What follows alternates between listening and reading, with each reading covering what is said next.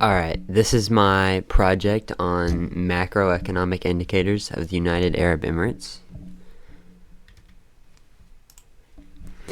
For our data collection, I have GDP growth rate, which goes from 1.3% in 2018 to 1.1% in 2019, dropping all the way down to minus 5% from COVID in 2020, jumping back up to 4.4% in 2021, and then all the way up to 7.5% in 2022. For the inflation rate, I have 3.1% in 2018, and then down to minus 1.9% in 2019, and then going all the way down to minus 2.2 or 2.1% in 2020, and minus 0.9% in 2021, and 4.9% in 2022. For the unemployment rate, it goes from 2.2 in 2018 to 2.3 in 2019, and then doubling to 4.3 in 2020 for obvious reasons, and 3.1% in 2021 and 2.9 in 2022. As you can see where it drops down due to COVID, and then basically doubles from the beginning of 2018 to 7.5.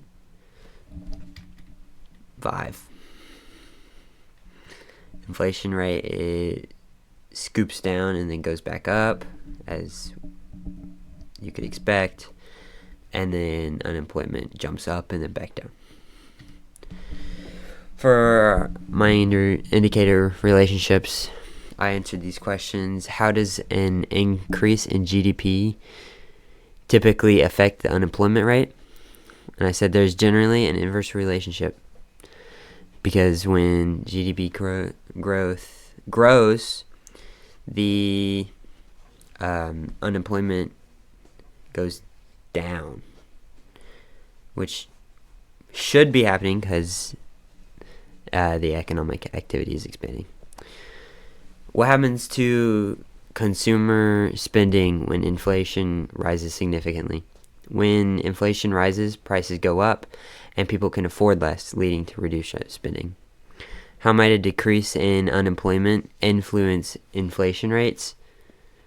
When unemployment decreases, inflation tends to rise, and with more people employed, businesses raise wages to attract workers. Higher wages increase consumer spending, which drive up prices and works with inflation.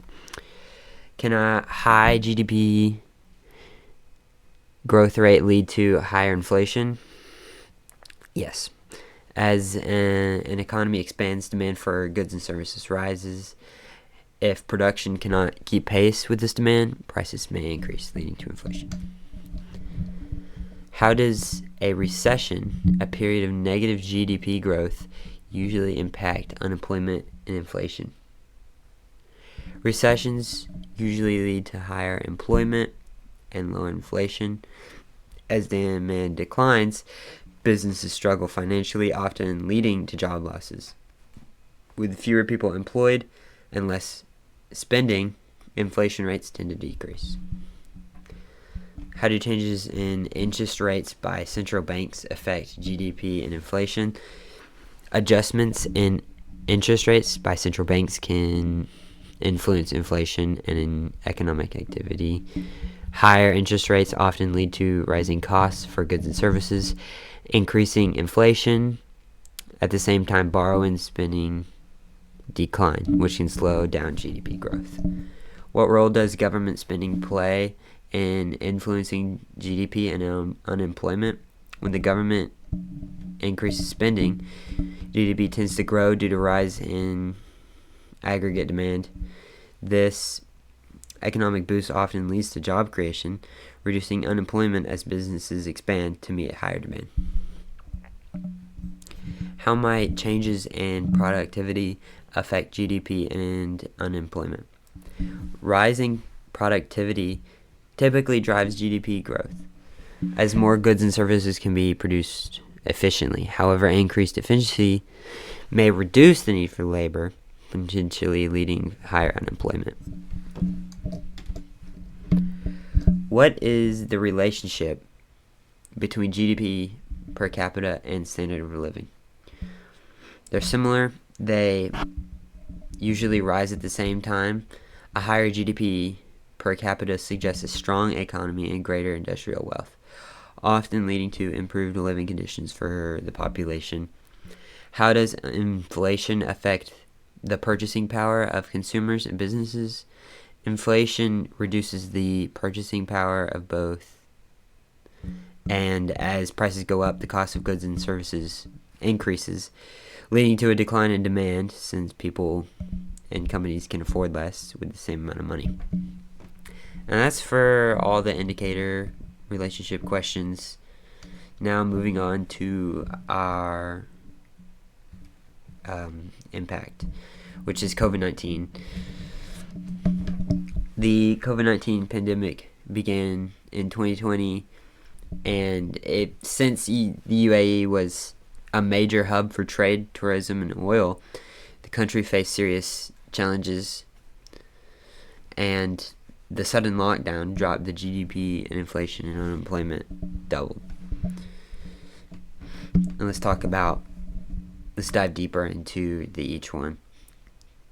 For GDP, as you saw with the data, the GDP growth rate decreased by 5%, and the global oil demand plummeted, which was a huge problem for the UAE because that's their number one source of money, and it reduced exports and government revenue.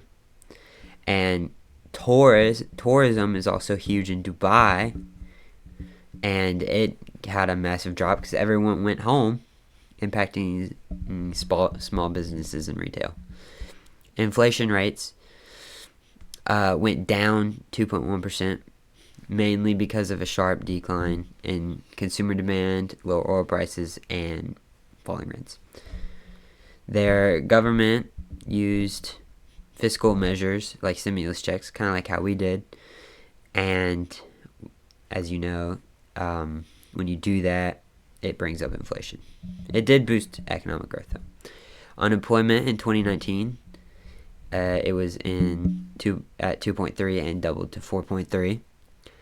And the lockdown forced many businesses, mainly tourism, to lay off workers, and government responded with stimulus packages to boost that.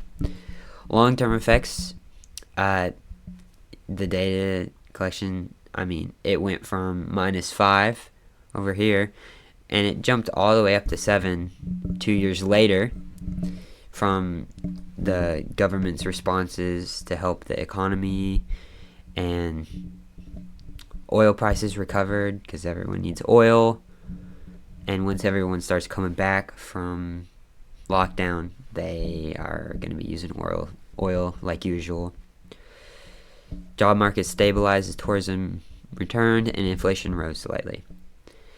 Also delayed their 2020 Expo, which is basically a thing for countries to get together and share ideas, which is a huge deal in the UAE. And it got delayed in 2020 and moved to 2021, which also helped the growth. In conclusion, the United Arab Emirates has had a strong economy for the last decade. Although they dealt with COVID-19, they still rebounded and doing better than ever, achieving great economic growth.